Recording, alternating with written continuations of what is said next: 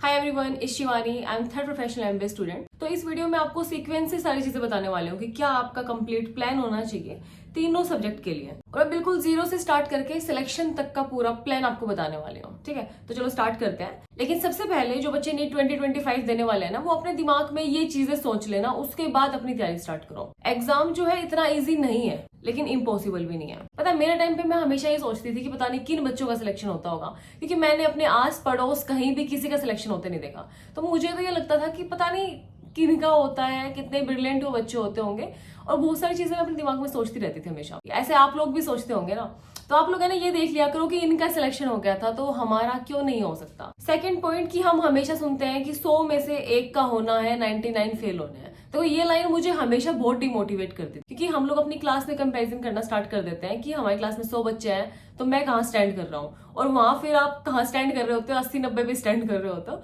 तो आपका मोटिवेशन बिल्कुल खत्म हो जाता है। तो आपको सिर्फ इतना सोचना है कि मुझे सिर्फ अपनी एक सीट चाहिए किसी गवर्नमेंट मेडिकल कॉलेज में, और वो मैं अपना ले लूंगा। इतनी मेहनत मैं करूंगा कि मैं वो सीट ले लूंगा, मुझे बाकी बच्चों से कोई लेना देना नहीं है। थर्ड पॉइंट आता है कि गिव अप नहीं करना, लेट गो कर सकते हो। देखो इसमें क्या डिफरेंस है। गिव अप करना मतलब कि आपने पूरी मेहनत की, उसके बाद आप हिम्मत हार के आपने गिव अप कर दिया। तो देखो इस केस में आपके पास है ना जिंदगी भर के लिए रिग्रेट रहेगा, फ्रस्ट्रेशन रहेगी कि काश मैंने थोड़ी सी मेहनत और कर ली होती, काश मैंने उस टाइम पे गिव अप नहीं किया होता।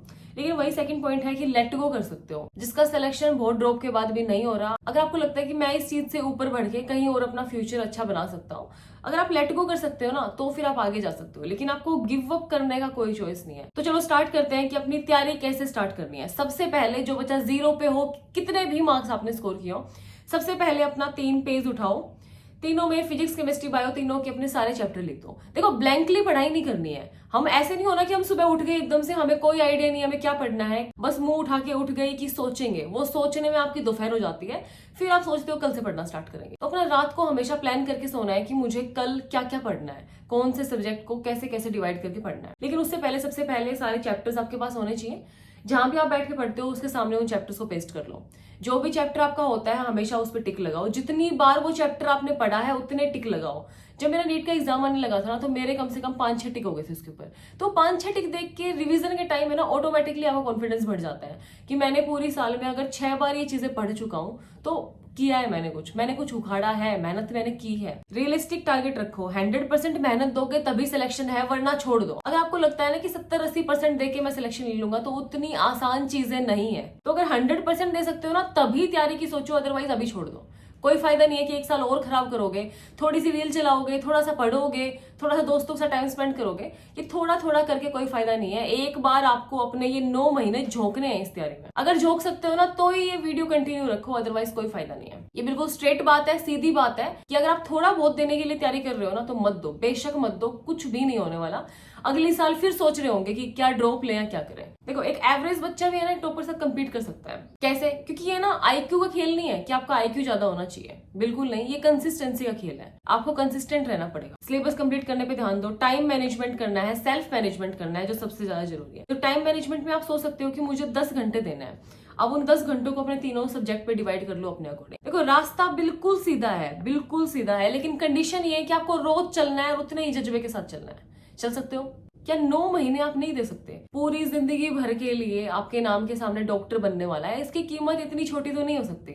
आपको पढ़ना पड़ेगा। आप खुद सोच के देखो कि सिर्फ 9 महीने आपको पढ़ना है, उसके बाद आपको है ना अपने आप को इतना प्रूव करने की जरूरत नहीं है। इतना ही इंट्रो काफी होगा कि आप एमबीबीएस कर रहे हो, इनफ। पता एक बच्चे ने मुझे ना उसमें कमेंट्स में पूछा था कि क्या एज मैटर नहीं करती, तो मैंने उसको भी सेम रिप्लाई किया था। आप किसी को अपना इंट्रो दे रहे हो ना, और आप कह रहे हो कि मैं एमबीबीएस कर रहा हूँ, ये इनफ होता है अपने आप में। कोई आपसे आपकी एज कुछ नहीं पूछता, बस इतना इनफ होता है कि आप एमबीबीएस कर रहे हो। तो ये अपने आप में एक बहुत बड़ी बात है। तो आपको अपनी जिंदगी के 9 महीने तो इसमें झोंकने ही पड़ेंगे। अब जैसे 2 बच्चे हैं, फर्स्ट और सेकंड, दोनों 10-10 घंटे पढ़ाई कर रहे हैं, एक का सिलेक्शन हो रहा है, एक का नहीं हो रहा है। ऐसा क्यों? देखो मैं ये नहीं कह रही कि आप पढ़ नहीं रहे होंगे। देखो बच्चे पढ़ते हैं, 10-10 घंटे, 12-12 घंटे पढ़ते हैं, लेकिन डिफरेंस क्या है कि एक बच्चा सिर्फ थ्योरी में लगा रहता है और दूसरा बच्चा स्मार्ट वर्क करके थ्योरी और अपने पीवाईक्यूज को बैलेंस वे में लेके चलता है। एक इतना ही डिफरेंस है। सिर्फ थ्योरी पढ़ के हमें लगता है कि हम सिलेक्शन ले लेंगे, लेकिन ऐसा बिल्कुल भी नहीं हो सकता। आपके जो कॉन्सेप्ट्स है ना, वो आपके दिमाग में तब जाएंगे जब आप उनको क्वेश्चन फॉर्म में करोगे। थ्योरी आप कितना भी रट लो, वो आपके दिमाग में कभी नहीं रहने वाली। तो क्वेश्चन प्रैक्टिस करना जरूरी है, और जो प्रॉब्लम आपसे नहीं बन रही हो उसके छोड़ते हुए नहीं चलना है। तो डाउट सॉल्विंग के लिए एक ऐप है, फिलो ऐप। तो इसमें क्या है कि आपसे जो भी प्रॉब्लम नहीं बन रही हो ना, उसका स्क्रीनशॉट लेना है और उसको फिलो ऐप पे डाल दो। तो फिलो ऐप क्या करेगा, विद इन 60 सेकंड के अंदर उस टॉपिक के किसी एक्सपर्ट ट्यूटर के साथ आपको 1 to 1 कनेक्ट कर देगा, जिसके साथ आप वीडियो कॉल पे या वॉइस कॉल पे अपनी प्रॉब्लम को सोल्व करवा सकते हो। और जब तक आपको समझ में ना आए ना, तब तक आप उनसे क्वेश्चन पूछ सकते हो। टीचर अच्छा लगा तो उसको फेवरेट मार्क कर देना। प्रॉब्लम सोल्व करने के लिए मुझे फिलो ऐप बेस्ट लगता है। साथ में आपको यहाँ पे हर सब्जेक्ट के नोट्स भी मिलेंगे, उसके बहुत सारे क्वेश्चन आपको प्रैक्टिस करने को मिलेंगे, साथ में PYQs भी आपको यहाँ मिल जाएंगे, साथ में आपको ढेरों यहाँ पे मॉक टेस्ट मिलेंगे और टेस्ट सीरीज भी मिल जाएगी। तो मैं आपको लिंक डिस्क्रिप्शन में दे रही हूँ, चेक करना। साथ में अगर आप मेरा कूपन कोड SDPhilo10 यूज करते हो तो आपको इंस्टेंट 10% डिस्काउंट भी मिल जाएगा। अब बात करते हैं टाइम टेबल के बारे में। देखो, मैंने बताया कि आपको 10 घंटे पढ़ना है। 3-3 घंटे अपना हर सब्जेक्ट को दे दो कि मैं 3-3 घंटे दूंगा। 1 घंटा जो बचा है उसको आप बैकलॉग्स में भी दे सकते हो, या फिर कुछ एक्स्ट्रा जो आपका छूट गया है पूरे दिन में आप उसको दे दो। तो देखो, ये जरूरी है, बैकलॉग्स आपको बिल्कुल नहीं रखने हैं। जब तक बैकलॉग्स का पहाड़ आपके सर के ऊपर रहेगा ना, आप आगे नहीं बढ़ पाओगे। तो आपको वो चीजें क्लियर करती हुई चलनी है, डेली थोड़ी थोड़ी क्लियर करते हुए चलो, ठीक है। अब हम बात करते हैं प्रॉपर सब्जेक्ट्स के बारे में कि आपको कैसे पढ़ना है। देखो, बायोलॉजी में मैंने आपको बताया 3 घंटे देने हैं। उस 3 घंटे में फिलहाल जरूरी है कि आप एनसीईआरटी की वर्ड टू वर्ड रीडिंग लो। देखो, ऊपर से पढ़ के ना कुछ नहीं उखाड़ पाओगे। जब तक आपको एनसीईआरटी का एक एक वर्ड टिप्स पे नहीं रहेगा ना, तब तक आप 360 भूल जाओ, बिल्कुल भूल जाओ। तो सबसे पहले 2.5 घंटे आपकी एनसीईआरटी की रीडिंग करनी है, वर्ड टू वर्ड करनी है, लाइन टू लाइन नहीं करनी, ठीक है। उसके बाद आधे घंटे अपने क्वेश्चन सोल्व करने हैं। देखो, अपनी हैबिट बना लो कि मुझे क्वेश्चन प्रैक्टिस करने हैं। देखो, मुझे पता है क्या लगता था हमेशा कि मैं सुनती थी कि एनसीईआरटी की 15 बार रीडिंग लो, 20 बार रीडिंग लो। तो मुझे लगता था 15-20 बार रीडिंग लेने के बाद तो वैसे भी एक एक वर्ड मेरे टिप्स पे होने वाला है, तो क्वेश्चन प्रैक्टिस पे क्यों टाइम वेस्ट करना, क्यों मैं इसकी PYQs करूं, क्या हो जाएगा। जब सब कुछ एनसीईआरटी से आना है और जब मैं एनसीईआरटी की रीडिंग अच्छे से 10 बार ले रही हूँ तो बचेगा क्या। लेकिन ये सबसे बड़ी गलती थी जो मैंने अपने ड्रॉप के टाइम पे हमेशा की थी। देखो, बेशक आप एनसीईआरटी अच्छे से पढ़ रहे होंगे, लेकिन जब तक क्वेश्चन प्रैक्टिस नहीं करोगे ना, तो वो चीजें आपके दिमाग में फीड नहीं होने वाली है। देखो, बायोलॉजी में आपको स्पीड भी बहुत बढ़ानी होती है, क्योंकि बायो का पार्ट आप देख रहे होंगे, ईयर टू ईयर इसका पेपर का जो लेवल है वो कम होता जा रहा है, बिल्कुल ईजी पेपर आता है। तो बायोलॉजी में आप अपनी स्पीड बढ़ा के पेपर को जल्दी से जल्दी कंप्लीट करने की कोशिश कर सकते हो, ताकि वो टाइम आप थोड़ा फिजिक्स केमिस्ट्री में ज्यादा दे सको। तो आपको स्पीड पे भी ध्यान देना है। तो वो चीजें तभी पॉसिबल होंगी जब आप क्वेश्चंस को प्रैक्टिस करोगे। और सबसे जरूरी चीज कि जब भी आप एनसीईआरटी पढ़ते हो ना, टाइमर के साथ पढ़ो। देखो, टाइमर लगाना बहुत जरूरी है। हम क्या करेंगे, एनसीईआरटी लेके बैठ गए, बहुत जज्बे के साथ बैठे हैं, एक पैराग्राफ तो हमने पूरा अच्छे से पढ़ लिया। एक पैराग्राफ के बाद में हम सोचने लग गए हमारा दोस्त तो कहाँ घूमने गया हुआ है, या फिर मैं MBBS करूंगा तो मैं ऐसी जिंदगी जीऊंगा। आप गुम हो जाते हो कहीं ना कहीं। आधे घंटे के बाद आपको होश आता है कि टाइम आधा घंटा हो चुका है और पता नहीं मैं कहाँ था, एग्जैक्टली पता भी नहीं है कि मैं सोच क्या रहा था। ये कंडीशन रहती है हमारे साथ। तो हमेशा टाइमर के साथ पढ़ो, अपना आधे घंटे का टाइमर लगाओ, पढ़ो, टाइमर बजेगा तो पता लगेगा कि आधे घंटे में क्या प्रोडक्टिविटी आपकी रही है। अब बात करते हैं केमिस्ट्री के बारे में। तो सबसे पहले मैं सीक्वेंस बताती हूँ कि किस सीक्वेंस से आपको पढ़ना चाहिए। देखो, सबसे पहले फिजिकल पढ़ो, क्योंकि फिजिकल में इतनी रटने वाली चीजें नहीं है। फिजिकल इज लाइक फिजिक्स, कि आप जितना प्रॉब्लम सोल्व करोगे उसमें उतना आपके लिए फायदे की चीज रहेगी। उसके बाद आपको ऑर्गेनिक पढ़नी है और लास्ट में आपको इनऑर्गेनिक पढ़नी है, क्योंकि इनऑर्गेनिक में आपको पूरा रटना है, पूरा रटना है। आप थोड़े बहुत अपने कॉन्सेप्ट आपके बेसिक क्लियर होने चाहिए, बाकी सारी सीक्वेंस एक्सेप्शन सब कुछ आपको रटनी है। तो वो तो आप साल की स्टार्टिंग में जितनी भी रट लोगे ना, लास्ट में आके भूल जाने वाले हो। तो अपना थोड़ी चीजें लेके चलो, ताकि थोड़ा रिवीजन साथ में लेके चलो, ताकि वो चीजें आपके दिमाग में फीड होती रहे। तो पूरी केमिस्ट्री का मैं ओवरऑल बता रही हूँ। देखो, सबसे पहले लेक्चर्स देखो, आपने देख रखे हैं तो आपके नोट्स बने होंगे, तो वो नोट्स से गो थ्रू करो। सबसे पहले आपको लेक्चर देखने हैं। लेक्चर देखने के बाद डायरेक्ट क्वेश्चंस पे जंप नहीं करना है, आपको एनसीईआरटी पढ़नी है। एनसीईआरटी फिजिकल में भी आपको पढ़नी है एक बार।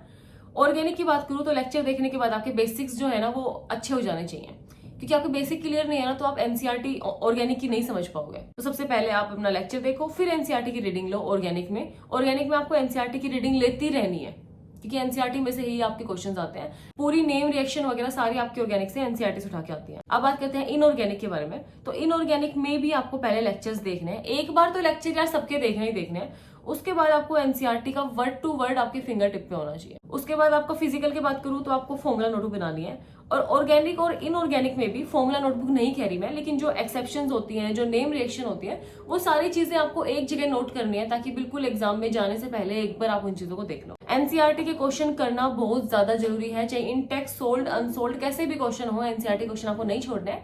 PYQs आपको चैप्टर के साथ लेते हुए चलना है। देखो, बाद में जाके ना वरना एक बर्डन हो जाता है कि मुझे PYQs भी करने हैं, लेकिन अगर आप चैप्टर वाइज साथ साथ लेके चलोगे ना, तो वो आपका बर्डन बिल्कुल खत्म हो जाता है। तो इसमें वही बात है कि आपको 2 घंटे नोट्स लेक्चर वाली चीजें करनी है, थ्योरी पार्ट करना है, और 1 घंटे आपको क्वेश्चन प्रैक्टिस करना है। तो अब बात करते हैं फिजिक्स के बारे में। फिजिक्स में सबसे पहले आप अपना लेक्चर लो।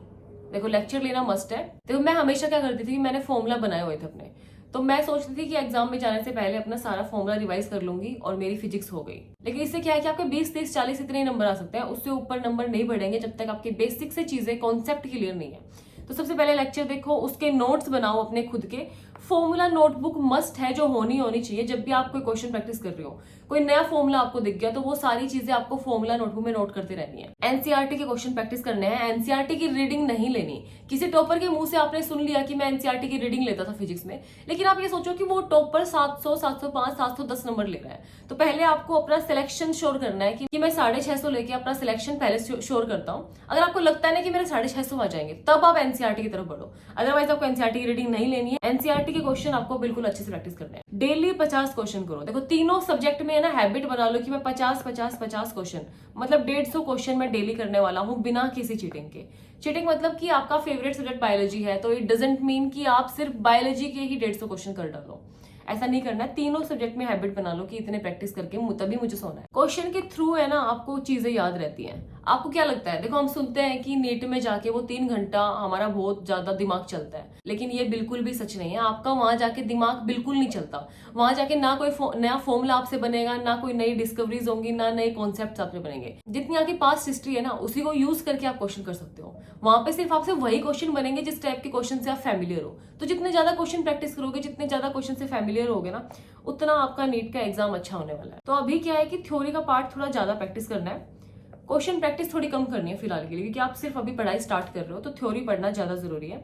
लेकिन बाद में जाके आपकी क्वेश्चन प्रैक्टिस उतना ही आपका चेंज हो जाएगा। जितनी थ्योरी आप फिलहाल पढ़ रहे हो ना, उतना क्वेश्चन प्रैक्टिस आपको धीरे धीरे पढ़ाते जाना है। देखो एक और चीज कि आपको है ना अपनी स्टडी को एनालाइज करना है। हम क्या करते हैं कि पढ़ते हैं और ठीक है, लेकिन जब तक आप जैसे मॉक टेस्ट को एनालाइज करते हैं ना, ऐसे अपनी पढ़ाई को भी एनालाइज करना है।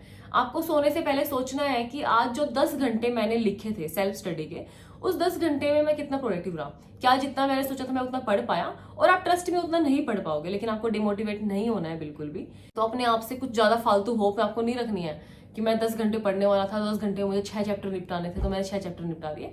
ऐसा नहीं होने वाला है। थोड़ा बहुत चीजें आपकी छूटेंगी, लेकिन अगर आपने 80% भी पढ़ लिया ना तो आपने अच्छा कर लिया। और एट द एंड मैं आपको ये चीजें बोलूंगी, किसी को घंटा फर्क नहीं पड़ता कि आपने कैसे पढ़ा, कितना पढ़ा, आपको क्या हो गया था, कितने ड्रॉप लिए, कुछ फर्क नहीं पड़ता। लास्ट में बस फर्क पड़ता है कि क्या आपको एक गवर्नमेंट सीट मिली या नहीं मिली, ये फर्क पड़ता है। नहीं मिली तो आपका लॉस है, दुनिया का कोई लेना देना नहीं है। मिली तो आपका फायदा है, दुनिया का कोई लेना देना नहीं है। बस जो दुनिया की नजरों में जो आपकी इज्जत है ना, वो बढ़ जाएगी और बहुत ज्यादा बढ़ जाएगी। मुझे 2.5 साल हो गए एमबीबीएस करते, तो मैं अपने एक्सपीरियंस से बता रही हूँ। 2.5 साल से मुझे जितनी रिस्पेक्ट मिली है ना, जिस भी शादी में जाते हैं, जहां भी जाते हैं, तो शादी अपनी जगह है और मेरे बारे में डिस्कशन अपनी जगह है। तो ये माहौल रहता है। तो ट्रस्ट मी, जो आप 9 महीने अपनी जिंदगी के लगाने वाले हो ना, वर्थ है, सच में वर्थ है। आपको पता लगेगा जब सिलेक्शन होगा, तब पता लगेगा। जब नीट के एग्जाम से बाहर निकलोगे ना, तब ये चीज रियलाइज होगी। सुकून मिलेगा सेंटर से निकलते टाइम कि मैंने मेहनत की थी, मुझे उसका फल मिलने वाला है। अदरवाइज सेंटर से निकलते टाइम यही सोचोगे कि आगे क्या करना है, क्या मैं बीएससी में जाऊं, क्या मैं नर्सिंग में जाऊं, क्या बीएमएस में जाऊं। दिमाग में यही चलेगा, एमबीबीएस दूर दूर तक नहीं रहेगा, क्योंकि आपको पता है आपने उतनी मेहनत नहीं की थी कि आप एक एमबीबीएस की सीट डिजर्व करो। तो उतनी मेहनत करो, जितनी मेहनत करोगे ना, भगवान उतना फल आपको देंगे ही देंगे। तो अगर आप अपनी मेहनत ही 50% रखोगे ना, तो अपना रिजल्ट भी 50% ही सोच के चलो। मेहनत 100% होगी तो रिजल्ट भी 100% आएगा। तो बस आज की वीडियो के लिए इतना ही। आई होप ये वीडियो आपके लिए कुछ हेल्पफुल रही होगी। तो कमेंट्स में अपने नाम के आगे डॉक्टर लिख के जाओ। अभी से डॉक्टर नाम के आगे लगाओगे तभी तो उसके लिए पढ़ने का जुनून आपके अंदर आएगा। और मुझे प्रॉमिस करो कि मैं आज से ही पढ़ना स्टार्ट कर रहा हूँ। 9 महीने के बाद मुझे जिंदगी में रिग्रेट नहीं चाहिए, तो आज से ही पढ़ना स्टार्ट कर दो। बाकी best of luck for preparation और बाय।